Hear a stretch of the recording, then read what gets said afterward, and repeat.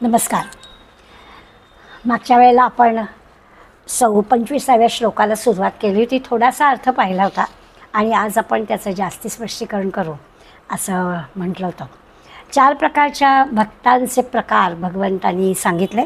यांती देवव्रता देवान, पितृन् यांती पितृव्रता, भूतानी यांती भूतेजा, यांती मध्या जिनोपिमा. देह टाकल्यानंतर नेमकं आपलं काय होतं हा जो काही कुठेतरी विषय असतो मनामध्ये आणि त्या प्रत्येकाचं उत्तर आपण देताना म्हणतो काय माहिती गेल्यावर काय होतं कोण जाणे. तर या श्लोकामध्ये भगवंतांनी आपल्याला अगदी स्पष्टपणाने एक नियम सांगितलेला आहे. तो नियम जर आपण लक्षात घेतला तर आपल्याला काय होईल कोण जाणे असं म्हणायची काही वेळ येणार नाही. अगदी स्पष्टपणाने भगवंत सांगतात, आपले जसे विचार तसं आपलं कर्म, आपलं जसं कर्म तसं त्याला मिळणारं फळ आणि आपलं जसं फळ तशी आपली पुढली गती. असं स्पष्टपणानं खरं म्हणजे अगदी जिथे कुठे चालू काळामध्ये ज्या गोष्टीमध्ये आपण भ्रष्टाचार म्हणतो, टेबलाखालचं वगैरे म्हणतो, असलं काहीही इथे नाही आहे. जसं आपले विचार असतील तसं आपलं कर्म घडतं, जसं आपण कर्म करतो तसं आपल्याला फळ मिळतं आणि जसं आपलं फळ आहे तशी आपल्याला गती मिळते. त्यामुळे देह टाकल्यानंतर काय होणार हा काही मोठा फार विचार करायला लागण्यासारखा प्रश्न नाही आहे. उत्तर आपल्या हातातच आहे. आणि हे उत्तर देताना या 25व्या श्लोकामध्ये भगवंतांनी 4 प्रकारचे लोक सांगितले. जी 4 प्रकारामध्ये आपण कुठे कुठे मोडतो, खरं तर आपण कसे सगळ्यात मोडतो याचा पण विचार या श्लोकाचा अभ्यास करताना आपल्याला करायचा आहे. त्यांनी असं म्हटलं, मागच्या वेळेस आपण त्याचा अर्थ पाहिला होता, थोडीशी आठवण करून देते आणि मग आपण त्याच्या स्पष्टीकरणाकडे जाऊ. त्यांनी असं म्हटलं की देवव्रता हा देवान यांती, म्हणजे जे देवतांचं पूजन करणारे असतात, देवतांचं पूजन करणारे जे असतात ते त्या देवतांना जाऊन मिळतात. पितृव्रता हा असतील ते पितृद्यांती, जे पितरांचं पूजन करणारे असतात ते त्या पितृलोकामध्ये जाऊन मिळतात. भूतेजा हा भूतानी यांती, जे भूतांची पूजा करणारे असतात. आता भूत म्हणजे काही आपण लहानपणी गोष्टींमध्ये ऐकले त्या भूतांबद्दल नाही म्हणायचं आहे. भूतमात्र, या पृथ्वीवर असणाऱ्या भूतमात्र म्हणजे भू धातू आहे, होणे असणे या अर्थाने. तर जे जे काही आहे ते सगळं भूत यांच्या पद्धतीनं पूजा करणारे असतात ते भूत योनीमध्ये जातात. वाईट कर्म करणारे असतील तर अघोरी योनीमध्ये जातात वगैरे वगैरे. आणि मध्याजिमाम अपि यांते, की माझं म्हणजे भगवंत म्हणतात जे माझी पूजा करणारे असतात, परमात्म्याची पूजा करणारे असतात, निर्गुण निराकार भगवंताला ओळखणारे असतात, ते मात्र भगवंताला जाऊन प्राप्त होतात. आता याचं जर आपण 4 प्रकारांचं थोडं अधिक विश्लेषण विविध मंडळींनी आपल्यासमोर करून ठेवलेलं आहे, त्याचा जर आपण विचार केला तर आपल्याला कळेल की 5000 वर्षापूर्वीचं द्वापार युगातलं हे भगवंताचं सांगणं आहे आपल्याला. आता त्यावेळच्या आणि आत्ताच्या आपल्या जीवनातलं म्हटलं तर आपल्या सगळे जे आयाम आहेत ते वेगळे आहेत. सामाजिक, आर्थिक, राजकीय, मानसिक, वैचारिक, बौद्धिक सगळ्या विचार केल्या तर आपल्या ज्या काही सगळ्या समस्या आहेत त्या फार वेगळ्या आहेत. आणि क्षणभर मग आपल्याला असं वाटेल की एवढ्या हजारो वर्षापूर्वीच्या द्वापारयुगातल्या अर्जुनाच्या समस्येला जे की भगवंतांनी उत्तर दिलं आहे तर त्याचा आम्हाला उपयोग होईल की नाही. तर एक गोष्ट अगदी पक्की आहे की ही भगवंताची वचन आहेत. त्यामुळे आपल्या समस्या अगदी या काळातल्या जरी आपल्या समस्या असल्या, म्हणजे कुठल्याही काळातल्या लोकांच्या समस्या असल्या तरीसुद्धा भगवंताचं हे सांगणं त्यांना नक्की उपयोगी पडेल. या दृष्टीनं गीता आपल्याला सांगता आहे की भगवंत आपल्याला सांगतो आहे. अशा अर्थाने आपण या श्लोकाकडे किंवा भगवंत काय सांगतो आहे त्याच्याकडे पाहूया. पहिलं त्यांनी म्हटलं की देवव्रता हा म्हणजे त्या देवतांची उपासना करणारे जे आहेत ते मृत्यूनंतर त्या देवतांना जाऊन मिळतात. म्हणजे काय, आपण थोडंसं व्यावहारिक उदाहरणांनी ते समजून घेण्याचा प्रयत्न करूया. आपल्याला एखादी गोष्ट करायची आहे, आपल्याला काही कुणाकडून काम करून घ्यायचं आहे किंवा अगदी साधी गोष्ट आहे की आपल्याला आपल्या मुलासाठी किंवा नातवंडांसाठी शाळेमध्ये प्रवेश घ्यायचा आहे. तर शाळेमध्ये प्रवेश घेण्यासाठी त्या संबंधित व्यक्तीला भेटणं याची गरज आहे. अगदी प्रत्येक वेळेला की आपल्याला वशिला असा शब्द वापरायचा नाही आहे की त्याची काही आपल्याला आत्ता इथे आवश्यकता नाही आहे की मग कोणीतरी ओळख काढावी का, काही डोनेशन द्यायचं त्याच्यात काही कमी करता येईल का, असला काही विचार करायचा नाही आहे. जे आपल्याला काम करायचं आहे ते त्या संबंधित व्यक्तीकडे आपल्याला जायला पाहिजे. प्रवेश घ्यायचा शाळेमध्ये तर शाळेचं जे व्यवस्थापन आहे किंवा काय मुख्याध्यापक असतील तर त्या संदर्भात त्याला भेटलं पाहिजे. बरं, आपल्याला गरज आहे म्हटल्याबरोबर त्यांनी जी वेळ दिलेली आहे त्या वेळात जायला पाहिजे. दुर्दैवाने समजा अगदी त्या दिवशी आपला नंबर नाही लागला, काही कारणांमुळे भेट झाली नाही, पुन्हा आपल्याला जावं लागेल. अगदी दुसऱ्या दिवशीसुद्धा अगदीच दुर्दैव असेल आपलं तर अगदी आपल्या आधीच्या पर्यंतचे नंबर होतात आणि मग वेळ संपते, पुन्हा तिसऱ्या दिवशीसुद्धा आपल्याला जायला लागेल. हे जे की आपण करतो व्यावहारिक गोष्ट मिळवण्यासाठी त्या त्या व्यक्तीला आपल्याला भेटावं लागतं, त्यांच्याकडून आपल्याला पाहिजे ते काम करून घ्यावं लागतं. अगदी तसंच आहे. अनेक अनेक देवता आहेत आणि या सगळ्या देवतांची पूजा करणं म्हणजे ती कामच करून घेण्यासाठी आहे. सगळे अगदी अवतारी देव म्हणतो ना, ते सुद्धा याच्यामध्ये येतात. त्यामुळे आपण जर विचार केला की देवव्रत हा म्हणजे काय, तर अशा प्रकारे काहीतरी मनामध्ये कामना ठेवून त्या त्या देवाची त्या त्या देवतेची पूजा करणारी जी मंडळी आहेत, हे सगळं देवव्रता या सदरामध्ये येतं. आता एक गोष्ट ह्याच्यामध्ये आहे की हे काही कायमस्वरूपी त्याचा लाभ हो, ते काम झालं की आपलं काम झालं. ॲडमिशन मिळण्याचं काम झालं की परत परत की आपल्याला त्यांना भेटायला जावं लागतं आहे वगैरे, अशातला काही भाग नसतो. तसं एखादी इच्छा पूर्ण करण्यासाठी त्या त्या देवतेची पूजा केली, उपासना केली की मग आपल्याला पुन्हा पुन्हा ते त्यापुरतं काम असतं. त्यामुळे त्या कामापुरतीच ती पूजा, त्या कामापुरतीच ती उपासना असं करणारी मंडळी असतात, पण त्याला देवव्रता असं म्हटलं आहे. म्हणजे तेही शाश्वत नाही आहे किंवा ते जी काही उपासना आहे ती पण कायमस्वरूपी नाही आहे, पुन्हा पुन्हा काही करावं लागणार आहे असा अशातला काही भाग नाही. अर्थात व्यावहारिक उदाहरण हे व्यवहारापुरतंच धरायचं आहे. आपल्याला म्हणायचं असंच की ही जी की मृत्यूनंतर कुठे जायचं, तर अशा प्रकारची उपासना करणारे जे आहेत की तेवढ्या देवतेची उपासना त्या त्या कामासाठी करणारे या व्यक्तींचं काय होतं, तर ते त्या त्या देवतेला जाऊन मिळतं. आणखीन एका पद्धतीने देवव्रता शब्दाचा अर्थ आपल्याला पाहता येईल की देवता म्हणजे आपली जी की इंद्रिय आहेत त्या प्रत्येक इंद्रियाची एक एक देवता असते. जसं आपण प्रकाशाची देवता सूर्य असं म्हणतो, तर ते त्या प्रकाशाची म्हणजे इंद्रियांच्या दृष्टीने विचार केला तर आपल्या डोळ्यांची जी देवता आहे ती सूर्य आहे. आता अगदीच विश्वास बसो नाही तर न बसो, पण खरोखर डोळ्यांचे आजार असणाऱ्यांनी सूर्याची उपासना केली. आमच्याकडे म्हणजे बाजारामध्ये उपलब्ध पण आहे, धन्वंतरी माझे घरी या नावाचं पुस्तक आहे. त्या पुस्तकामध्ये निरनिराळ्या इंद्रियांच्यासाठी निरनिराळ्या उपासना सांगितले, त्यांचे खरंच ती उपासना केल्यावर असलेल्या अनुभवांचा पण त्याच्यामध्ये उल्लेख केला आहे. तर सूर्याची उपासना करणारं, सूर्यस्तोत्र रोज म्हणणारे, चक्षुषा स्तोत्र रोज म्हणणारे या मंडळींच्या डोळ्यांची शक्ती वाढवणं हे त्या स्तोत्रातून होतं, असे अनुभव लोकांचे आहेत. अगदी माझी जवळची मैत्रीण आहे, 2 वर्षापूर्वी डॉक्टरांनी तिला सांगितलं होतं की थोडासा एका डोळ्यामध्ये मोतीबिंदू सुरू झालेला आहे. अजून काही घाई नाही आहे, असं काही लगेच उद्या ऑपरेशन करायची आवश्यकता नाही आहे, पण खरंच प्रामाणिकपणे श्रद्धेनं त्या सूर्याची उपासना केली. काय जे काही स्तोत्र सांगितलं आहे, सूर्यस्तुती आहे, चक्षुषा स्तोत्र आहे, प्रामाणिकपणे श्रद्धेनं भावनेनं, जसं आपण ड्रॉप्स एखाद्या श्रद्धेनं भावनेनं डोळ्यात घालतोच ना डॉक्टरांनी दिल्यानंतर, औषधाची गोळी आपण नित्यनेमाने घेतोच ना, आपल्याला त्या गोळीने बरं वाटलं अशी खात्री पटल्यावर, तशी खात्री जेव्हा या देवतेच्या स्तुतीने आपल्याला होते, अशीच आपण मनामध्ये पक्की निष्ठा ठेवली तर त्याचा उपयोग होतो. आज 2 वर्ष होऊन गेली, पुन्हा डोळे डॉक्टरला दाखवले, अजून काही फार वाढ झालेलीच नाही आहे असं डॉक्टरांनी दिलं. आता आपला निश्चितपणानं विश्वास वाढेल की अरे या म्हणजे निदान माझं नेहमी असं सांगणं किंवा इच्छा असते की आपण जेवढा औषधांवर गोळीवर विश्वास ठेवतो तेवढा या आपल्या मंत्रांवरती किंवा या उपासनेवरती किंवा या इंद्रियांच्या देवतांच्या स्तुतीपर जी आपल्या आचार्यांनी रचलेली स्तोत्र आहे किंवा त्याला स्फुरलेली स्तोत्र आहेत, यावर आपण विश्वास ठेवायला हवा. आणि हे देवव्रत हा म्हटलं आहे ना, त्या शब्दाच्या मागे हाच विचार आहे की त्या त्या उपासनेचं फळ, त्या त्या देवतेच्या उपासनेचं फळ ती ती देवता आपल्याला देते असं गीता आपल्याला सांगते. देवव्रताचे मृत्यूनंतर त्या देवतेला पोचतात, याचा अर्थ ही त्या देवतेचं आपल्याकडे लक्ष आहे.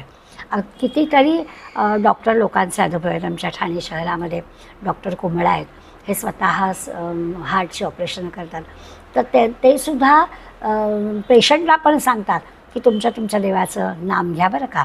ते स्वतः पण ऑपरेशन चालू असताना नाम घेतात आणि पेशंटला पण नाम घ्यायला लावतात असं त्यांच्याबद्दल लोक सांगतात. माझी डेंटिस्ट आहे, तीसुद्धा तिच्या दवाखान्यामध्ये कायम अशी रामधून शांत गोड आवाजात चालू असते. खरोखरच ती जेव्हा काम करत असते त्यावेळेला आपल्यालाही कुठे काही आपला काही त्रास होतो आहे, दुखतं असं वाटत नाही. तीही अगदी हसतमुखाने काम करत असते, कारण धून ती चालू असते. त्या वातावरणात आपण असो. हे जे सगळं आहे ना, हे देवव्रत आहे.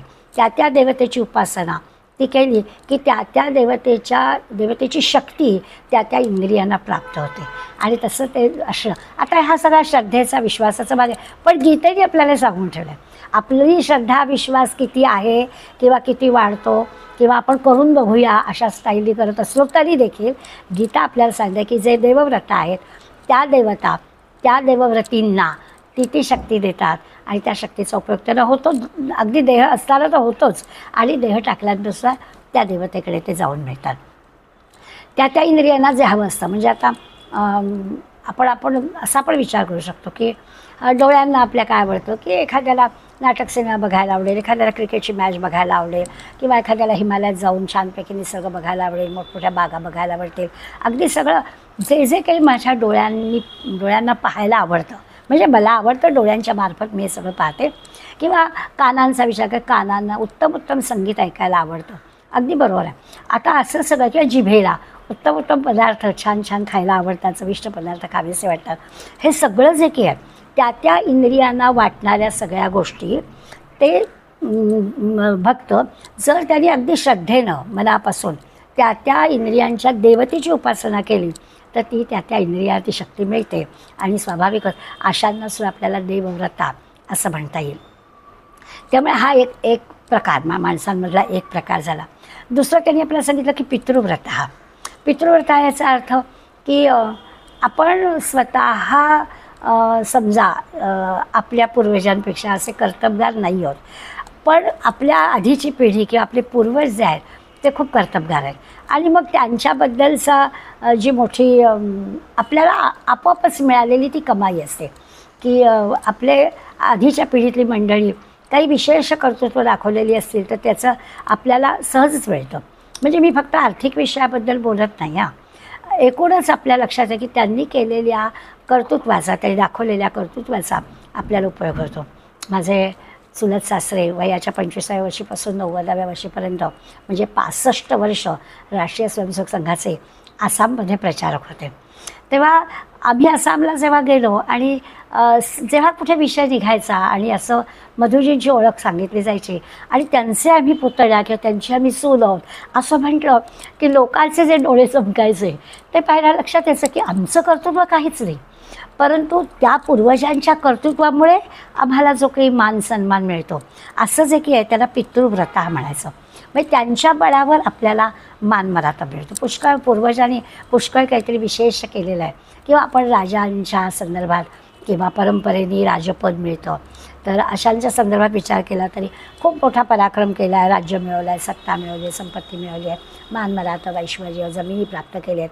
आणि त्या पूर्वजांचं स्मरण स्वतः आपण समजा काही केलं नाही पण त्यांना देखील पितृव्रता म्हणता येईल की त्यांचं स्मरण करणं. आपल्या पूर्वजांनी आपल्याला जे काही दिलं आहे, आपल्या पूर्वजांची कीर्ती. आता खरं म्हणजे आपल्याजवळ कर्तबगारी, आपल्याजवळ कर्तृत्व नाही, आपण नाकर्ते आहोत याच्यावर संतांनी चांगलाच आपल्यावरती जोरदार हल्ला केलेला आहे. समर्थ सांगे वडिलांची कीर्ती तो एक मूर्ख. त्यामुळे पूर्वजांचं नुसतं गुणगौरव करणं आणि त्यांच्यामुळे आपला मानसन्मान मिळवणं असं तर सगळ्या संतांना मान्यच नाही आहे. आपण असा विचार करूया, आपण पण असं कर्तृत्व दाखवूया की आपल्या नंतरची पिढी आपल्याबद्दल अशा प्रकारचं गौरवोद्गार काढू शकेल. त्याला आपण पितृव्रता असं म्हणायला हवं. त्यामुळे पितृव्रता हा आणि देह टाकल्यानंतर ते पितृलोकात जातात म्हणजे त्यांच्या कर्तृत्वाचा, त्यांच्या ह्याचा फायदा आपल्याला मिळतो. त्यांच्या पितृलोकामध्ये ते स्वर्गात गेले तर आपल्याला स्वर्गात जायला मिळतं. पण तसं पितृलोक हा त्या पितरांबद्दल आपल्या मनामध्ये आदराचं स्थान हवं. तिसरा प्रकार त्यांनी भूते जा हा म्हटला आहे. म्हणजे भूत मात्र, भूत म्हणजे जे घडवलं जातं, जे बनवलं जातं, निर्माण केलं जातं. मग अशी मी म्हटलं की भू धातू आहे, होणं असलं असाचा अर्थ आहे. म्हणजे जे काही केलं जातं, जे काही निर्माण होतं त्या सगळ्याला भूत म्हणायचं. म्हणजे पृथ्वी, आप, तेज, वायू, आकाश ही जी पंचमहाभूत आहेत ती सुद्धा निर्माण केली गेली आहे. मग सजीव, निर्जीव, तुम्ही, आम्ही सगळं याच्यामध्येच येतं, पंचमहाभूतांमध्ये येतं. त्यांच्यापासून सगळी निर्मिती झालेली आहे. सगळ्या जगातल्या निर्मित गोष्टी ज्या आहेत, निर्माण केलेल्या गोष्टी आहेत, ज्या भौतिक गोष्टी आहेत, त्या सगळ्या याच्यात येतात. अगदी पैसा, अडका, जमीन, जुमला सगळं काही. मग आता भूतेज्य जे आहेत त्यांचं स्वाभाविक आहे की त्यांचा भौतिक गोष्टीत अधिक रस असतो.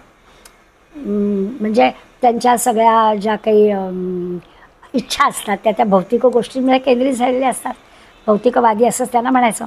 तर मग काही वेळ असं पण असेल की ते देव वगैरे काही मानत नाही. आमचं कर्तृत्व आहे, आम्ही मिळवलं आहे आणि आमचं हे ऐश्वर्य आहे, आमच्या कर्तव्यावर मिळवलं आहे अशी त्यांची भावना असते. त्यामुळे त्यांना देवानी हे आपल्याला मिळवून दिलं आहे वगैरे असं कदाचित भावना नसते.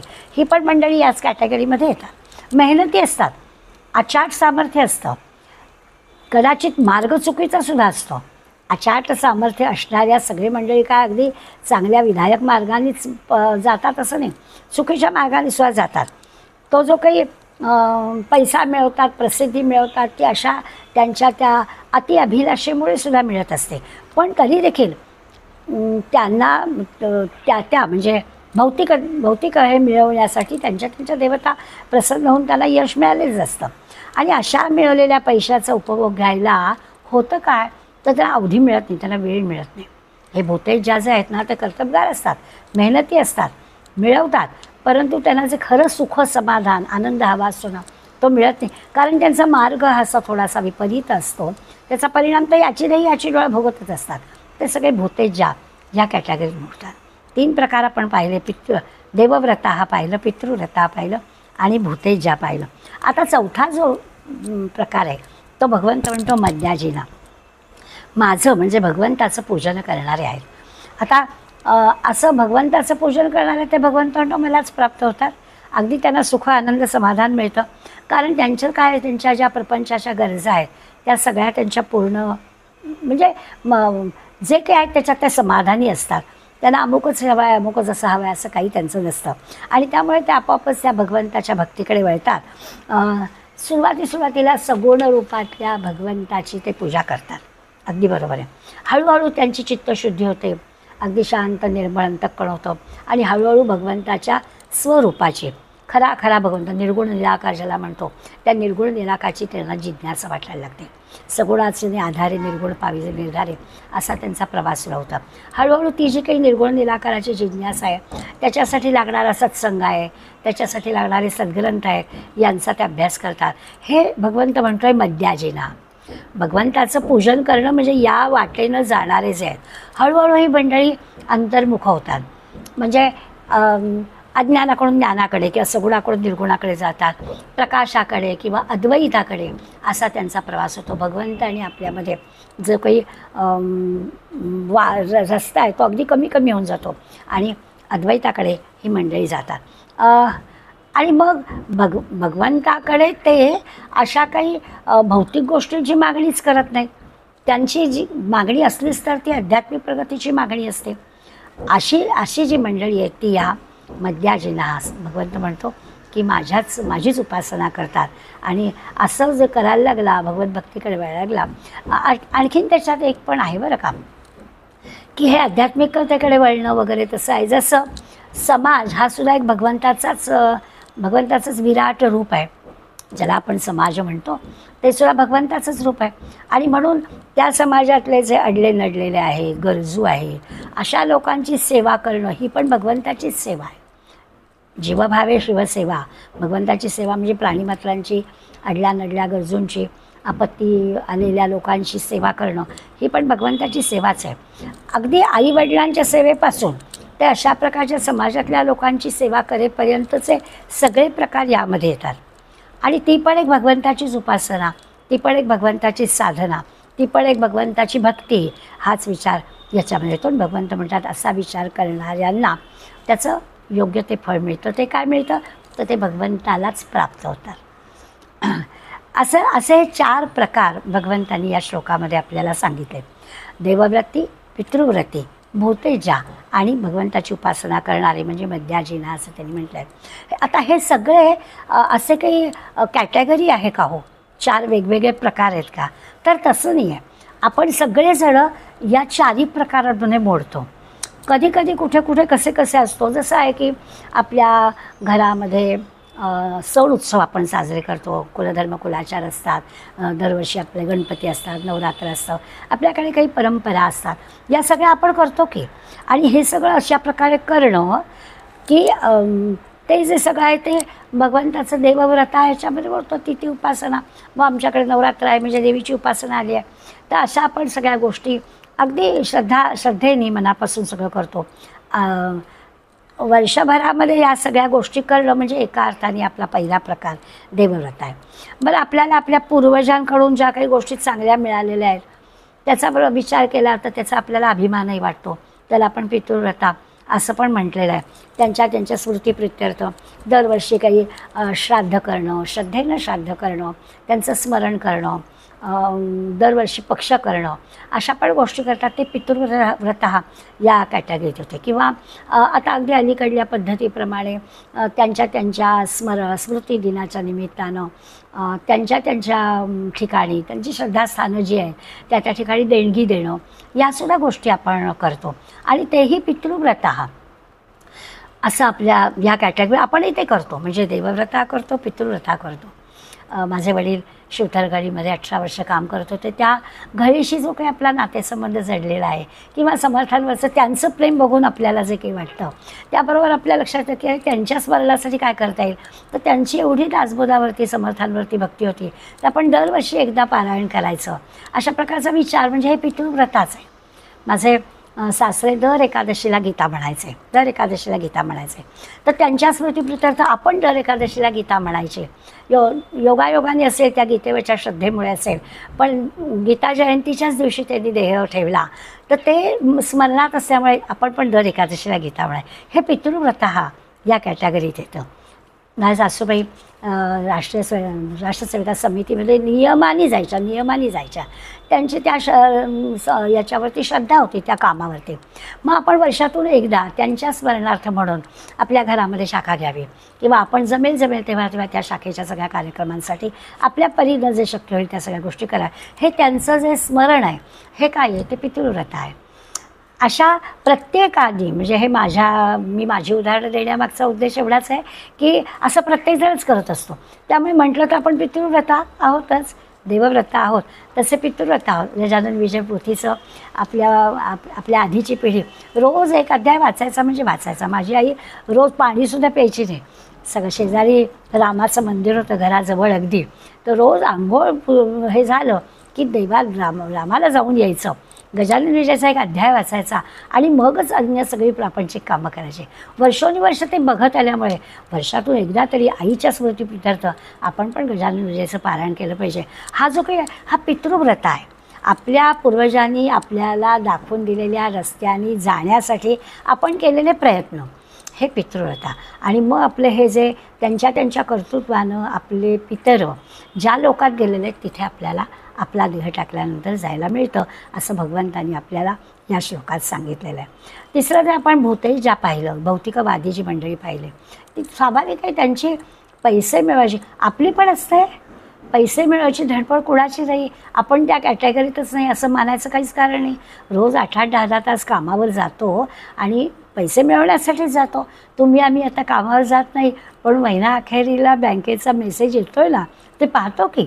याचा अर्थच पैसे मिळवणं हा भूतेजा हा, की भौतिकवादी आपणही आहोतच, भूतेजा आहोतच. त्यामुळे संसारातल्या ज्या काही सुखाच्या गोष्टी आहेत त्याच्यासाठी आपली धडपड आहे. लोकांनी आपल्याला समाजामध्ये चांगलं म्हणावं याच्यासाठी आपली धडपड आहे. घरदार, पैसा, अडका, मुलं बाळं सगळं ठाकठीक असावं असा प्रत्येकाचं हे सगळं भूतेजामध्ये असतं. पण हे सगळं जे काही विश्व आहे ही भगवंताची अभिव्यक्ती आहे. हे सगळं त्याचं आहे, इथं आपलं काहीच नाही आहे. असं जेव्हा आपण म्हणजे आपण जेव्हा जगात आलो तेव्हा त्याच्या कृपेनं आलो, त्याने दिलेले भोग भोगण्यासाठी आलो. त्यामुळे ते भोग आपण जरूर घ्यायचे, ते घ्यायचे नाही तसं नाही, पण ते भोग घेताना उपनिषद आपल्याला सांगतं ईशावास्यो मिदम सर्वम यत्किंच जगत्यान जगत तेन त्यक्तेन भुंजिथा मा घृतक कस्य स्विद्धनम. या प्रार्थनेत म्हटल्याप्रमाणे त्यक्तेन भुंजिथा याचा अर्थ काय? त्यागानं भोगायचं. भोग म्हणून भोगायचं नाही. भूतेजामध्ये मगाशी आपण असं पाहिलं तर तिथे आपल्याला सावधगिरी एवढी हवी आहे की काय करायचं, तर जे काही आहे आपल्याला मिळालेले भोग भोगण्यासाठी ज्या गोष्टी मिळाल्या त्या भगवंतानी आपल्यासाठी निर्माण केल्या, त्या आपल्या नाही आहेत अशा प्रकारचा विचार मनात ठेवा. जसं असतं ना की आपण समजा कोणाकडे पाहुणे गेलेले आहेत, सगळं आपले नातेवाईक आहेत, श्रीमंत आहेत, त्यांनी अगदी आपली उत्तम सोय केलेली आहे, छानपैकी गाद्या गिरद्या ए सी लावलेल्या आहेत, त्यांनी गेल्या गेल्या आपली ड्रायव्हर आणि गाडी आपल्या ताब्यात दिली की तुम्हाला कुठे जायचं तर द्या, असं सगळं आहे. पण ते आपल्याला माहीत असतं की आपण 2-3 दिवस इथे आहोत, तेवढ्यापुरताच हा सगळा आपल्याला आपली एवढी बर्दास्त ठेवली गेली. आपण हे आता आपलंच आहे असं समजून जर तिथे राहिलो तर आपली कोणी बर्दास्त ठेवेल का? तसं हे सगळं आहे ना, हे भगवंताचं आहे. आपण इथे भगवंतानी आपल्याला सोडलं आहे या ह्याच्यासाठी, तर ते त्याचं आहे असं समजूनच आपण केलं पाहिजे. तसा विचार करायचा. जे काही ईश्वर कृपेनं आपल्याला मिळालेलं आहे ते त्याचं आहे. म्हणजे इथेच ठेवून जायचं आहे, आपल्याला आपल्याबरोबर घेऊन जायचं नाही. या मोहात आपण अडकायचं नाही. या दृष्टीनं जर आपण विचार केला तर उपभोग जे भोगायला मिळणार आहेत, प्रारब्धानं आपल्याला जे मिळणार आहे ते जरूर उपभोग भोगायचे आहेत, पण त्यामध्ये आपण आसक्त होणार नाही याचा विचार करायचा आहे. तरी या भूतेजामध्ये लक्षात घ्यायचं आहे. आता म्हणजे याचा अर्थ असा आहे की आपण कायमचे नाही आहोत ना, आपण काही शाश्वत नाही. आपली जी काही मुदत आहे तेवढ्या मुदतीतच आपण इथे आहोत. तो भगवंत आहे, तो कायमचा आहे. आणि म्हणून मग आपल्याला आपण जितक्या कालावधी मी ठेवते जर त्याच्या अनुसंधानात राहिलं तर मग त्याचे जे काही भोग आहेत तेवढ्यापुरते भोगायचे, आनंद घ्यायचा, समाधान घ्यायचं. हे असं करणं हे शून्यपण आहे, ह्याच्यात शहाणपण आहे. असं आहे की सगळ्या ज्या काही भौतिक सुखसाधनं आहेत ती सगळी भौतिक सुखसाधनं जगामध्ये आपण अगदी प्रयत्नपूर्वक जरी मिळवून घेतली तरी देखील आपण काही कायमचे इथे राहणार नाहीच. किती काळ त्या सगळ्या भौतिक साधनांना आपल्याला उपभोग घेता येईल, बरोबर काही नेता येणार नाही आहेत.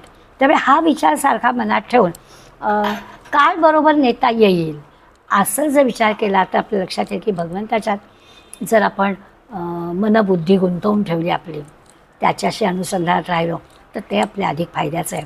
या भौतिक गोष्टीमध्ये गुंतणं हे काही फार फायद्याचं नाही आहे. म्हणजे तेवढ्यापुरता एक आनंद आपल्याला मिळतो, पण एक कायमस्वरूपी आनंद, कायमस्वरूपी समाधान जे आपल्याला मिळायला हवं असतं ते त्या भौतिक गोष्टींमध्ये मिळत नाही. नेहमीचीच आपल्याला उदाहरणं आहेत की आपण कितीही आवडती गोष्ट, अगदी सुंदर पैठणी जरी बाजारात आपल्याला हव्या त्या रंगाची, हव्या त्या डिझाईनची आणली तरी त्याचा जो आत्ता या क्षणाला आनंद आहे तो काही कालांतराने वाढत नाही किंवा तेवढा टिकत नाही, तो कमी कमी व्हायला लागतो. सर्वच बाबतीमध्ये आहे. बासुंदीचं उदाहरण आपण नेहमी देतो की पहिला बासुंदीचा घोट घेताना किती आनंद होतो, अगदी माझं आवडतं पक्वान आहे असं आपण म्हणतो, छान झाले म्हणतो. पण 1 वाटी 2 वाटी, 3ऱ्या वाटीला म्हणतो नाही बास आता, 4थ्या वाटीला अगदी नको असं होतं. का बरं? जर त्या वस्तूमध्ये आनंद असता तर तो आनंद द्विगुणित त्रिगुणित व्हायला पाहिजे होता ना, तसं होत नाही. या अर्थाने काय आनंद समाधान टिकवण्याची गोष्ट आहे तर मनबुद्धी भगवंताकडे लावणं आणि भौतिक साधनांमध्येही त्याचं आहे, तेवढ्यापुरता तो आनंद घ्यायचा आणि त्या आनंदातून बाजूला व्हायचं. ही कला साधणं हे खरं म्हणजे भगवंता आपल्याला सांगतो आहे. कधी कधी आपण ह्या कॅटेगरीत पण असतो, म्हणून आपल्याला सावध करण्यासाठी. आणि मग यांती मध्याजिनोपी माम म्हटलं आहे, भगवंताचं भजन पूजन करणारे जो 4थी कॅटेगरीतले लोक आहेत भगवंतालाच प्राप्त होतात. इथे प्रश्न काय होतं की खरंच असं होतं, चांगलीच गोष्ट आहे, पण त्याच्यासाठी एक महत्त्वाची गोष्ट करायला लागते, म्हणजे अहंकाराचा बळी द्यावा लागतो. इथे हे त्याला त्याच्याशी अनन्य व्हायचं आहे तर आपला अहंकार बाजूला ठेवावा लागेल. मी मोठा आहे, मी शहाणा आहे, मला सगळं येतं आहे, मी कलावंत आहे, मी श्रीमंत आहे, काय जे काही आपल्याला अभिमान अहंकार वाटेल अशा जेवढ्या जेवढ्या गोष्टी आहेत त्या सगळ्या गोष्टींचा विचार केला. अनेक गोष्टींबद्दल आपल्याला अहंकार असतो, त्या अहंकाराच्या गोष्टी वाढत जाऊ शकतात. पण तोपर्यंत अहंकारी माणसासाठी भगवंत उपलब्ध नाही. अहंकारी माणसाचे भगवंत खूपच दूर राहतो. त्याला आपल्याला जर अनन्य भावाने शरण जायचं असेल, त्याचं जर स्मरण सारखं आपल्याला ठेवायचं असेल, तर तो मध्याजीवा जर का असं असेल तर त्यांनी आपल्याला म्हटलं आहे की मध्याजीवा म्हणजे माझ्याशी अनन्य भाव ठेवा, आपोआप सगळ्या गोष्टी होतील. म्हणजे आपल्या ठिकाणचा जो हा अहंकाराचा भाव आहे ना, तो दूर ठेवायला हवा, टाकून द्यायला हवा. माऊली आपल्याला सांगतात, जगामधल्या सगळ्यांमध्ये लहानपणा स्वतःकडे घ्यावा, तेव्हाच आपण भगवंतांचं सानिध्य आपल्याला प्राप्त होतं. लहानपण घ्यावं, ठाकुलेपण घ्यावं.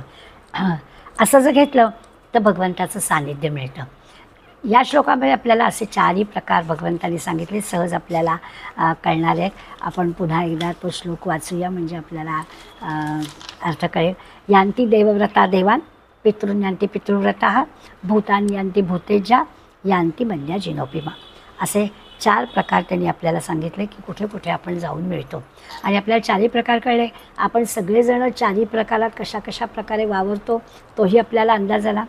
आता मगाशी आपण की ज्या ज्या देवतांना भगवंतांनी त्याची शक्ती दिलेली आहे, त्या देवतांची उपासना केली, तर ती उपासना अशी ना फार कष्टाची नाही आहे. भगवंताची उपासना करणं काही कष्टाची नाही आहे. भगवंत म्हणतो की मला माझी उपासना करा, तुम्हाला हे प्राप्त होईल, चांगली गोष्ट आहे. आणि ती उपासना करणं कष्टाचं नाही आहे हे सांगण्यासाठी पुढल्या श्लोकामध्ये भगवंतांनी सांगितलं की माझी उपासना कशी करा, फक्त श्रद्धेने करा, फक्त मनापासून करा, फक्त भक्तीने करा. मला कुठल्याच गोष्टी नको आहेत.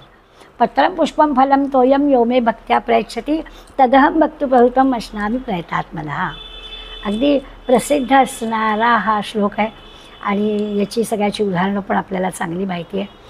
भगवंत म्हणतो की मला काहीच नको आहे, या मे भक्त्या, जो कोणी मला भक्तीनं अत्यंत प्रेमानं, काही पत्रम पुष्पम फलम तोयम, पान द्या, फूल द्या, पाणी द्या, फळ द्या, काही पण द्या, म्हणजे तेही खरं नकोच आहे, पण समजा अगदी वाटलंच तुम्हाला त्यातलं काही पण मला द्या, पण मनापासून द्या. प्रयच्छते, जे अर्पण करतात, भेट म्हणून देतात. आणि प्रयतात्मना, आत्मना म्हणजे आपलं अंतःकरण शुद्ध आहे, अशा शुद्ध अंतःकरणाने प्रेमानं भक्तीनं तो जो भक्त आहे, साधक जो आहे, त्यांनी जर आपल्याला हे असं अर्पण केलं, भक्तिपर्युतम, भक्तीनं अर्पण केलेलं जे आहे ते म्हणजे हे पत्रम पुष्पम फलम तोयम. मी काय करतो, अश्नामी म्हणजे खातो. आता फळ खातो ठीक आहे ना, पण क्रियापद खातो या अर्थाचं वापरलं आहे, तर याच्यामध्ये खातो याचा अर्थच असा आहे की मी ते प्रेमपूर्वक स्वीकारतो. आता खरं म्हणजे खरंच आहे, केळीची सालंसुद्धा गोड मानून खाणारा, त्यामुळे खातो हे क्रियापद सगळीकडे वापरायला सुद्धा हरकत नाही. फुलंही खातो, फळंही खातो, पानंही खातो. भगवंताला प्रेमाने दिलेलं काहीही तो खातो, असा त्याचा अर्थ. आपण शब्दशः अर्थात नाही शिरलो तरीसुद्धा आपल्या लक्षात येईल की ठीक आहे, प्रेमपूर्वक भगवंत आपण दिलेली गोष्ट स्वीकारतो. त्यामुळे या सगळ्या देवतांची उपासना करायची कशी हे आधीच्या श्लोकात सांगून झालं.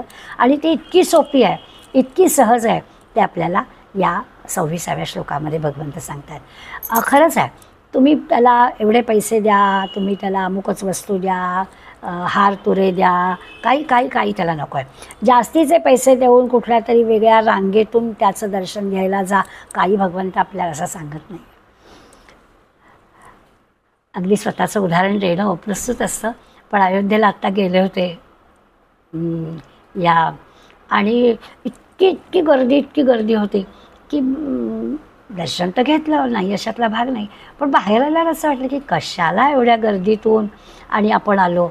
दूरवर तिकडे राम आणि इतक्या लांबून आपल्याला दर्शन घ्यावं लागलं, पुन्हा मिनिटभरासाठी, कारण मागे एवढी माणसं होती की ती आपल्याला पुढे जायलाच लागत होतं. म्हटलं आपल्याला घरी अगदी छान आपले पंतप्रधान पूजा करतायत, किती जवळून आपल्याला बघायला मिळालं. तर भगवंत म्हणतोच आहे की कशाला येता एवढी तडफड जीवाची करून. तो काही म्हणत नाही आहे, अमुक अर्पण करा म्हणत नाही, अमुक द्या म्हणत नाही, रांगेतून उभे राहून या, तकलीफ तुम्हाला झाली तरी या, काही तो म्हणत नाही. जास्ती पैसे भरून वेगळ्या रांगेतून या, अशी पण त्याची काही. शुद्ध अंतःकरणानं घर बसल्या तुम्ही माझं स्मरण करा, एवढं पुरेसं आहे. त्याच्यातून सुद्धा म्हणजे भगवंत म्हणतो मला आनंद मिळतो, तुम्ही मनापासून मला स्मरलत की तो अनन्य भाव असेल तर मला आनंद मिळतो. तो भक्ताला मिळाला की काम झालं. त्या पोह्यांच्या कण्याही त्याला गोड लागल्याच की. आता मुठभर पोह्यांसाठी देई का कोणी सुवर्ण नगरी, सोन्याची नगरी दिली त्या सुदाम्याला, असं कोण मुठभर पोह्यांसाठी देणार आहे का कोणीतरी. पण त्याला तेच गोड लागत आहे, कारण ते मनापासून भक्तीनं श्रद्धेनं दिलेलं आहे. आपण नेहमी बोलताना म्हणतो की देवाला काही नाही, 2 हस्तक 1 मस्तक. हात जोडावेत, नम्र व्हावं आणि भगवंताची मनापासून प्रार्थना करावी. त्याच्या स्मरणात सतत राहावं, त्याच्या स्मरणात प्रत्येक गोष्ट करावी की त्याला ते पुरेसं आहे. मग द्रौपदीच्या थाळीला लागलेलं एवढंसं तुळशीचं पान, भगवंताची भूक भागली, त्याला आणखीन काहीच नको होतं. आता भुकेला आहे म्हणून आला होता आणि खरं तर काहीच नव्हतं तयार, पण तेवढं ते तुळशीचं पानसुद्धा त्याला पुरलं. किंवा आपण शिवलीलामृतातल्या कथेत वाचतो की तो शिकारी झाडावर बसला आहे आणि शिकार मिळवतो आहे, म्हणजे पाण्याशी कोणीतरी एखादं प्राणी येईल आणि त्याची शिकार आपल्याला मिळेल याच्यासाठी तो तिथे झाडावर चढून बसलेला आहे. सहज म्हणून त्या झाडाची पानं आपली खुडून खाली टाकतात.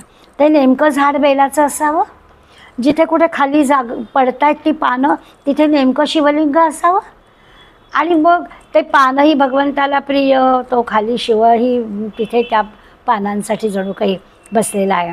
त्यामुळे ते सगळं आपोआप घडतं आहे आणि त्याच्याकडून ती पूजा केली जाते. असं भगवंत त्या भक्ताकडून जणू की आपोआपच करून घेतो. तर असं घडतं. करायला हवं अशा टक्के भाग नाही. आपल्याला वाटतं आपलं गणपतीला जास्वंदीचं फुल असावं, विष्णूला कमळ व्हावं, दत्ताला शेवंतीचं हार असावा, असं भगवंत काहीच म्हणत नाही. आम्हीच मंडळीने अशा प्रकारचे काहीतरी लावलेलं आहे आणि तसं आपल्या मनापासून आपण सगळं प्रेमाने भगवंताला देतो. द्यावं, पण तो काही मागत नाही आहे. आपल्याला आनंद मिळावा म्हणून आपण या सगळ्या गोष्टी करतो. आपल्या मेलबर्नला किती दिवस ना फुलं अशी ताजीच राहतात.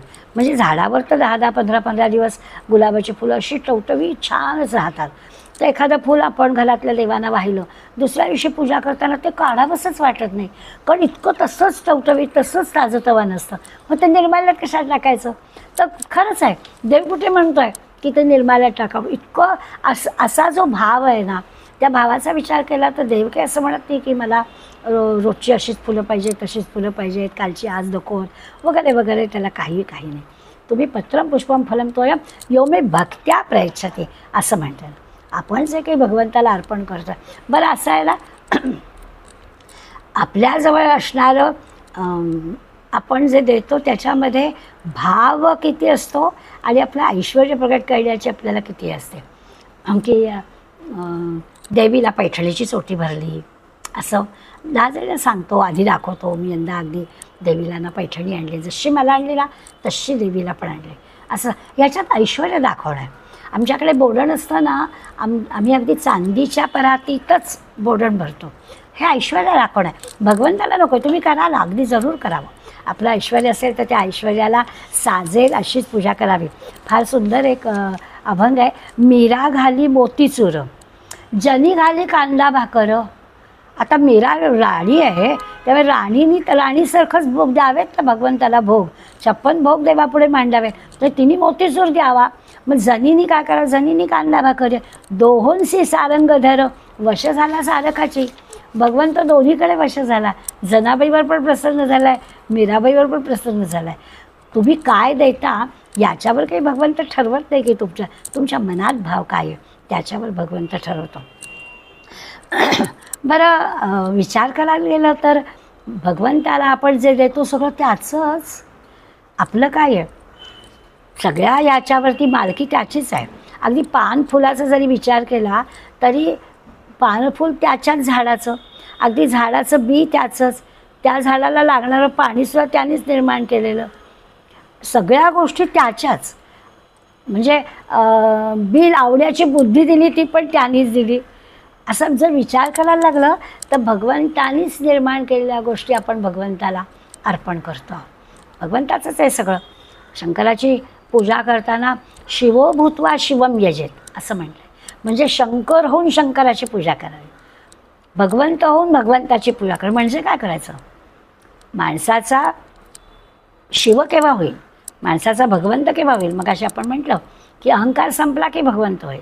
आपला अहंकार वजा, मी करता नाही, हे जे काही आहे सगळं भगवंताचं आहे. भगवंत सगळं काही माझ्या करवी करवून घेतो आहे असं फार तर म्हणायला हरकत नाही. अशी जेव्हा ठाम निष्ठा होईल तेव्हा मग आपल्या लक्षात येईल, असं भगवंताबद्दलचं प्रेम लाभेल. तेव्हा आता एकदा हे प्रेम लाभलं की त्या प्रेमातून सेवाभाव निर्माण होतो. म्हणजे तसं असतं ना, आईचं मुलावर प्रेम असतं, त्याच्यासाठी काही तिला वेगळा कोर्स करावा लागत नाही. आपोआपच आईचं मुलावर प्रेम असणं ही निसर्गतः होणारी गोष्ट आहे. त्यामुळे ती आई आपल्या मुलाचं सगळं करते, कारण तिची प्रेमामुळे ती सेवा आहे. मग तिला कष्ट होत नाहीत. म्हणजे विचार करायला लागलं, हल्ली आता हा विचार मनात सारखा येतो की आपल्या मुलावर आपलं प्रेम असतं, त्यामुळे मुलाचं तब्येत बिघडली तर त्याला वारंवार स्वच्छ करण्याचा तिला त्रास होत नाही, ती करते. स्वच्छ ठेवण्याचा तिचा प्रयत्न असतो. आता हा सेवाभाव व्यक्ती बदलली तरी राहायला पाहिजे. घरातल्या वृद्ध मंडळींची सेवा करायची दुर्दैवाने वेळ आली याच पद्धतीने, तर तो जो सेवाभाव असेल तर त्याचा त्रास होणार नाही. आईहून सेवा केली, भगवंत म्हणतो अशी सेवा करा, ती तशी सेवा झाली तर सेवाभाव हा सहज आहे. शुद्ध प्रेमानं अशा प्रकारची सेवा करता येते, भगवत प्राप्ती होते. भगवंत म्हणतो, भगवंताचं असंच आहे की तो काय करतो, तो तोला पत्रम पुष्प, त्याला जे काही दिलं आहे ना, तो जर भक्तांनी इतक्या प्रेमाने इतक्या निष्ठेने जे काही दिलं आहे ना तर तो खातो. तसं आई मुलाला जेव्हा एखादं फळ देते तेव्हा ती काळजी घेऊनच देते. ते फळ स्वच्छ धुतलेलं आहे ना, त्यातली बी काढलेली आहे ना, त्याचं साल काढलेलं आहे ना, त्याला जसा घास खाता येईल तितक्या फोडी केलेल्या आहेत ना, हे सगळं आई करतेच ना, आणि तसंच देते. असा जो एक बालक भाव आहे ना तो भगवंताजवळ आहे. कधी आहे? जेव्हा असा भगवंतावर प्रेम करणारा समोर भक्त असतो ना तेव्हा आहे.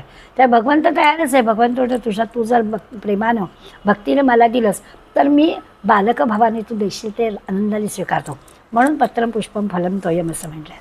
आणि भगवंताने दुर्योधनाला ठणकावून सांगितलं की मी तुझ्याकडे येणार नाही, मी विदुराकडे जाणार आहे. कारण जिथे प्रेम आहे तिथे भगवंत जातो, जिथे भक्ती आहे, जिथे विश्वास आहे तिथे भगवंत जातो. त्याला नुसतं ऐश्वर्य नको आहे, अंतःकरणात भाव जिथे आहे तिथे भगवंत जातो. असा जो सहज भाव म्हणजे भक्तीतून सेवा, आणि त्या सेवेतून असणारा, आणि अगदी आई आणि मुलगा याच नात्याने जर आपण सेवाभावाकडे पाहिलं तर आपल्याला त्याचा अर्थ कळेल. आणि म्हणून तो भगवंताने जो अष्टामी असं क्रियापद वापरलेलं, खाणे अशा अर्थाचं क्रियापद वापरलं आहे. खरं तर प्रेमानं स्वीकारतो असं म्हणायला हवं. पण ते खातो का? तर जसा लहान मूल आईनं दिलेलं खायचं, तो काही विचारसुद्धा त्याच्या मनात येत नाही, तसा भाव अंतःकरणात भगवंताच्या असतो जेव्हा असा प्रेमळ भक्त समोर असतो. म्हणजे फूल दिलं तरी तो खाणार, पान दिलं तरी तो खाणार. अशा द्रौपदीची, सुदाम्याची, शबरीची सगळी उदाहरणं आपल्याला माहितीच आहेत. मग अशी म्हटलं तसं की द्रौपदीने एक पान भाजीचं भगवंताला दिलं, त्याच्या बदल्यात दुर्वास मुनींसारखे ऋषी की जे एवढ्या तेवढ्यावरनं रागवणारे आणि शाप देणारे, ते ऋषी आणि त्यांचे सगळे अन्वयी तृप्त झाले, त्यांची पोटं भरली. इतका द्रौपदीचा भगवंताबद्दलचा भाव आहे. किंवा फुलाचं उदाहरण दिलं, गजेंद्राने मगरीने त्याचा पाय धरला आणि जवळच्या सरोवरातलं ते कमळ जे होतं ते त्यांनी अत्यंत अंतःकरणपूर्वक प्रेमाने विष्णूला पाठवलं, विष्णूला वाहिलं, आणि त्याबरोबर मगरीच्या याच्यातून त्याची सुटका झाली. किंवा शबरीने उष्टी बोरं दिली असं आपण वर्णन होतं. इतकी भगवंतावर प्रेम आहे, वर्षोनिवर्ष ती भगवंताची वाट पाहते, भगवंताने तिला मुक्ती दिली. खरं तर अशी अनेक उदाहरणं.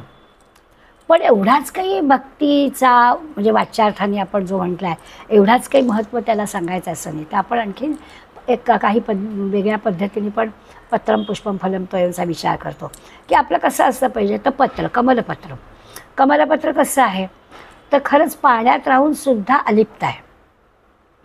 कमळाच्या पानावर पाण्याचा थेंबसुद्धा टिकत नाही असं आपण पाहतो. असं या सगळ्या दृश्य जगामध्ये राहून भक्ताला अलिप्तपणे राहता आलं पाहिजे. सारखं त्याला असं कळलं पाहिजे की हे सगळं भगवंताचं आहे, त्याच्याशी अनन्य भाव राहायला पाहिजे. कसं राहता येईल त्या कमलपत्राप्रमाणे वृत्ती झाली तर असं ते विकसित व्हावं. अगदी बरोबर आहे. फुलाचा विचार केला तर ते म्हणजे भगवत रूप होऊन जाण्यासाठी आपण तसंच राहायचं नाही आहे, विकसित व्हायचं आहे. पण विकसित कशासाठी व्हायचं? भगवतमय होण्यासाठी, त्याच्याशी अनन्य भावाने एकरूप होण्यासाठी आपल्याला ते व्हायचं आहे. भगवंताला फळ व्हायचं असं आपण म्हणतो. फळ व्हायचं म्हणजे काय? तर प्रामाणिकपणानं प्रयत्नपूर्वक कर्म करायचं, पण फळ त्याचं आहे. त्या फळाकडे बघून आपण कर्म करायचं नाही आहे.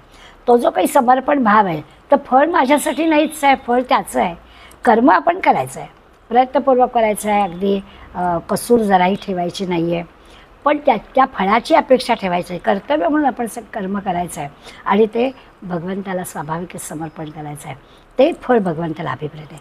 म्हणजे पत्रम पुष्पम फलम तोयमचे आपण शब्दशः वाच्यार्थाला येणारे अर्थ आणि त्याची उदाहरणं तर पाहिलीच, पण त्याचा असाही सखोल विचार केला तर आपल्याला असंही लक्षात येईल की असं पण करायचं आहे. भक्तीचं निर्मळ पाणी भगवंताला हवं आहे. म्हणजे काय? तर आपलं रसमय जीवन जे आहे ना ते भगवंताला हवं आहे. पांडुरंग शास्त्री आठवल्याने छान म्हटलं आहे की अहो आपलं जीवन जेव्हा असं रसरशीत जगण्यासारखं असतं ना तेव्हा ते भगवंताला द्यायचं असतं. वृद्ध झाल्यावर 70-80 वर्षाच्या वेळेला लोक भक्ती करायला जातात. म्हणजे त्यांनी उदाहरण दिलं की उसाचा रस 2-3 वेळा चरकातून काढल्या आणि चिपाड झालं त्याचं, आणि ते झालेलं चिपाड त्याच्यातून काय निघणार? असं चिपाड झाले रसमय जीवन भगवंताला आपला. म्हणजे तरुणपणीच भगवंत म्हणतो की मला ओळखा, अनन्य भाव माझ्याबद्दल ठेवा. म्हणजे मग त्याला त्या अर्थाने पाणी देवाला द्यायचं म्हणजे काय द्यायचं? पत्रम पुष्पम जलम तोयम फलम तोयम असं म्हटलं आहे. ते तोय म्हणजे काय? तर रसमय जीवन असेल ते आपण भगवंताला अर्पण करायला पाहिजे. एक संकृती नावाचा राजा होता. त्याचा पुत्र, त्याचं नाव आहे रंतीदेव. हा तपश्चर्या करत होता रंतीदेव, आणि अन्न नाही, पाणी नाही, अनेक दिवस त्याच्या तो अन्न पाण्याशिवाय होता. स्वाभाविकच शरीर दुर्बल झालं होतं, कृश झाला होता, आणि अगदी निदान घोटभर पाणी तरी त्याला हवं होतं. तर खरोखरच त्याला घोटभर पाणी मिळालं, परंतु ते आता तो पिणार तेवढ्यामध्ये अंत्यजाच्या रूपामध्ये भगवंताला, आणि भगवंताने म्हटलं की मला खूप तहान लागली. तर तो आता ते जे पाणी पिणार होतं ते त्यांनी लगेच भगवंताला देऊन टाकलं, आणि मग भगवंत लगेचच परमेश्वर प्रसन्न झाला आणि रंतीदेव एकदम तेजपुंज दिसायला लागला. तर हे आता जर रसमय जीवन भगवंताला देणं, देव थोडी कधी परीक्षा बघतोच आहे, नाही अशातला भाग नाही, पण अशा प्रकारे भगवंताची अपेक्षा आहे की रस म्हणजे पाणी द्यायचं म्हणजे काय? तर आपलं रसमय जीवन, आपल्या सगळ्या रस नाहीसा झाल्यावरती गोष्ट देवाकडे असं नाही. मी निवृत्त झाले ना की मी अभ्यास करेन, निवृत्त झाले की मी परीक्षा देईन, निवृत्त झाले की मी ज्ञानेश्वरी वाचेन, असं नाही. तर त्यांचं म्हणणं तरुणपणीच या ग्रंथांचा अभ्यास करावा, असा पण त्याच्यातून आपल्याला अर्थ लक्षात घ्यायला हवा. काही मंडळी लोककल्याणार्थ आपलं जीवन खर्च करतात, त्याचाही विचार करायला हवा. ईश्वर त्यांच्यावरही कृपा करतो. ज्यांनी दुसऱ्यासाठी जीवन खर्च केलेलं आहे त्याच्यावर पण भगवंताची खऱ्या अर्थानं कृपा होते. याच्यामध्ये सुद्धा लोककल्याण हा भाव आहे ना, त्या भावाला महत्त्व आहे. भगवंत म्हणतो पत्रपुष्पम फलम तोयम योगी भक्त्या प्रयच्छति, यातल्या पदार्थाला खरं म्हणजे महत्त्व नाही आहे. ईश्वराची प्राप्ती व्हायला हवी असेल तर आपलं अंतःकरण कसं हवं? शुद्ध हवं. अंतःकरणामध्ये इतका विश्वास, इतकी भक्ती असायला हवी. म्हणजे खरं तर असं आहे ना की भगवंताला आपलं हृदय हवं आहे. आपण नेहमी असं म्हणतो की या हृदय सिंहासनावर भगवंताला स्थापन करायचं आहे, आणि मग आपल्या हृदय सिंहासनावर तर तिथे भगवंताची अशी पवित्र जागा तिथे हवी. मग तिथे असणाऱ्या ज्या गोष्टी आहेत ऑलरेडी ज्यांनी काबीज केलेलं आहे ते आपल्याला हे करायला हवं ना. त्यासाठी त्यांनी आपल्याला म्हटलं की एखादं तुळशीपत्र, एखादं बिल्वपत्र, हे सगळं निमित्त म्हणून आपल्याला त्यांनी सांगितलेलं आहे.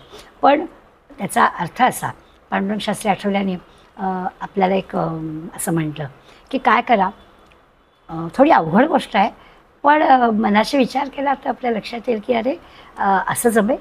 ते असं म्हणतात की रोज एक भगवंताला पत्र लिहायचं. भगवंताला, रोज एक भगवंताला पत्र लिहायचं आणि त्या पत्रात काय लिहायचं, मी सुखी आहे, माझी काळजी करू नको, मी सुखी आहे, माझी काळजी भगवंता करू नको. हे जर आपल्याला जमलं तर जीवनाकडे बघण्याचा आपला दृष्टिकोनच बदली होईल. आपलं सगळं जे काही आहे ना ते आपल्याला कुठेतरी भय आहे आणि ते भय कमी व्हावं म्हणून कुणाची तरी मदत आपल्याला हवी आहे. मग ती कुणाची तरी म्हणजे काय, तर त्यावेळेला भगवंताची मदत आपल्याला होते. आपण नेहमी कबीराचा दोहाचा उल्लेख करतो की दुःख में सुमिरन करे सवी. दुःखाच्या वेळेला आपल्याला त्याची आठवण होते. सुख में करे नको आहे, सुख में सुमिरन करे तू दुःख कायको होय. आपण सुखात असताना सुद्धा भगवंताची आपल्याला आठवण झाली तर दुःख येणारच नाही. म्हणून मग त्यांनी आपल्याला म्हटलं की रोज असा विचार करायचा की मी सुखी आहे, माझी काळजी करू नको. असं जर भगवंताला आपण सांगू शकलो तर आपल्या जीवनाकडे बघण्याचा दृष्टिकोन म्हणजे बरं सांगायचं आहे केव्हा, सभोवताली हे सगळं जे जग आहे ते इतकं अशाश्वत आहे, दुःखमय आहे, चिंता वाटणारं आहे, उद्याचा भरोसा नाही असं आहे. क्षणाक्षणाला नाही म्हटलं तरी काहीतरी चिंता आपल्या मनाला टोचण्यासारखी परिस्थिती आहे. तरी देखील आपल्याला म्हणायचं आहे की don't worry, I am fine. हे जमलं पाहिजे. जसं आहे ना की शबरी वर्षोनवर्ष रामाची वाट बघत होती. त्याच्या कथेमध्ये आपण ऐकतो छानपैकी रोज आज राम येणार म्हणून अगदी ती छानपैकी आपला सगळा आश्रम स्वच्छ ठेवायचे, रोज ताजी ताजी फळं आणायचे आणि अगदी रांगोळ्या काढून वगैरे आता आज राम येणार, आज राम येणार, आज राम येणार, किती वाट बघत होती. पण प्रत्यक्ष जेव्हा राम आले तेव्हा ती काय म्हणते की रामा मला तुझ्याकडनं काहीच नको आहे, काहीच मला मागायचं नाही आहे तुझ्याकडे. माझ्या तपस्याच्या बळावर मी सगळं मागू शकते, सगळं मला मिळालेलं आहे, मला काहीच नको आहे. तसं आहे की भगवंत इथे असा काही आहेच आहे की वेगळं त्याच्याजवळ काय बघणार. तो वेगळा असला तर त्याच्याजवळ मागायचा प्रश्न आहे ना, तो वेगळा नाहीच आहे. असा जेव्हा भगवंताच्या अंतःकरणामध्ये तो आहेच आहे असा जेव्हा भाव होईल त्यावेळेला हे पत्रं पुष्पम फलम तोयम हे सगळं जे की आहे हे नुसतंच साहित्य राहील, त्याचा पण भगवंताला काहीच खरी आवश्यकता नाही आहे. जिथे भक्तिभाव आहे, अंतःकरणामध्ये भाव आहे, त्या ठिकाणी एक गोष्ट अगदी पक्की आहे की ज्या भक्ताच्या अंतःकरणामध्ये भगवंताबद्दलची अशी अनन्य भक्ती आहे, अनन्य भाव आहे, शंकेला जागाच नाही आहे, तिथे भय आणि द्वेष नसतो. अगदी लक्षात ठेवण्यासारखी गोष्ट आहे. आजच्या निरूपणाचा अभ्यास करताना सुरुवातीला मी आपल्याला एक वाक्य सांगितलं. हे सगळे आपण 2 श्लोकांचा अभ्यास करतो आहे, पण अभ्यास करताना सुरुवातीला आपण म्हटलं इथे काहीही असं नाही आहे की हे कसं जमेल. अगदी आपले जसे विचार तसं आपल्यातून कर्म घडतं, आपल्यातून जसं कर्म घडतं तसं आपल्याला फळ मिळतं आणि आपल्याला जसं फळ मिळतं तशी आपल्याला गती मिळते. हा नियम भगवंताने आधीच्या श्लोकात सांगितला आणि आत्ताच्या श्लोकात भगवंताने आपल्याला सांगितलं की ज्याचं शुद्ध अंतःकरण आहे, भगवंतावर अगदी निर्मळ श्रद्धा आहे, दुसरं नाहीच काही, भगवंतामध्ये इतका अनन्य भाव आहे की अद्वैत साधलेलं आहे, तिथे भय आणि द्वेष नसतोच. भय वाटण्याचं काही कारणच नाही. भय कशाला वाटेल, सगळीकडे भगवंतच आहे. ही एकदा कल्पना आपल्याला मान्य आहे की जिकडे तिकडे भगवंत ठासून भरलेला आहे, तर मग भीती अशाचं कारण काय. भय जे असतं ते ह्या भोवताली असणाऱ्या गोष्टींमधूनच असतं ना, भोवताली भगवंतच आहे, त्यामुळे भय वाटण्यासारखं काही नाहीच आहे. दुसरं, तो जो सर्व व्यापक आहे, सगळ्यात म्हणजे तो व्यापलेलाच आहे, म्हणजे मग त्याचा काही तो परका नाहीच. आणि मग तो जो परका नाही तर द्वेषच नाही. द्वेष केव्हा येईल, कुठेतरी तुलना असते, स्पर्धा असते, तेव्हा द्वेष येतो. इथे सगळीकडे मुळी भगवंतच आहे, तिथे द्वेषाचा काय विषय. त्यामुळे या श्लोकामध्ये आपल्याला लक्षात येईल की जिथे भगवंताबद्दलचा श्रद्धा आहे, निष्ठा आहे, विश्वास आहे, अनन्य भाव आहे, तो जिकडे तिकडे आहेच आहे अशी आपल्याला पक्की खात्री आहे, तिथे या सगळ्या व्यावहारिक गोष्टी बाजूला होतात. तिथे काही आपलं ऐश्वर्य, आपल्याला काय द्यायचं आहे, त्याला काय अमुक दिलं तर अमुक मिळतं आहे, काही हे नाही आहे. अगदी मामूली असणारं पत्रं पुष्पं फलं तोयम ज्यांनी कोणी दिलं त्यांनी त्याचं देखील भगवंतांनी अगदी उदंड त्यांना देऊन दाखवून दिलेलं आहे की मला काही याच्यामध्ये हे मिळावं म्हणून मी काही तुम्हाला देत नाही, तुमचा भाव बघून मी तुम्हाला सगळं देतो आहे. अशा पद्धतीने या श्लोकाचा विचार भगवंत सांगतो आहे. तरीही भगवंताचं समाधान झालेलं नाही आहे. हाच विषय आणखीन पुढल्या श्लोकात आता अर्जुनाच्या संबंधात दिला आहे. हे झालं जनरल आपल्याला सांगितलं, सर्व मंडळींना सांगितलेली ही गोष्ट. जसं देवव्रता, पितृव्रता, हा भूतेजा आणि भगवंताचे भक्त अशा 4 कॅटेगरी सांगितलं. त्यांनी कशा प्रकारे भक्ती करावी, तर ह्या पद्धतीने अंतःकरणामध्ये पूर्ण भाव ठेवून करावी, अशा प्रकारचा विचार सांगितला. त्याला काहीच नको आहे असं सांगितलं. अगदी जे तुम्ही द्याल ते मनापासून भक्तीनं द्या, अशी भक्ती झालेली. आता मात्र अर्जुना तू काय कर, असं स्पेसिफिक अर्जुनासाठी भगवंत पुढल्या श्लोकामध्ये आपल्याला त्यांनी काय करावं असं स्पष्ट सांगितलं आहे. आणि त्याचा अभ्यास आपण पुढल्या वेळेला करूया. आज इथेच थांबूया. धन्यवाद.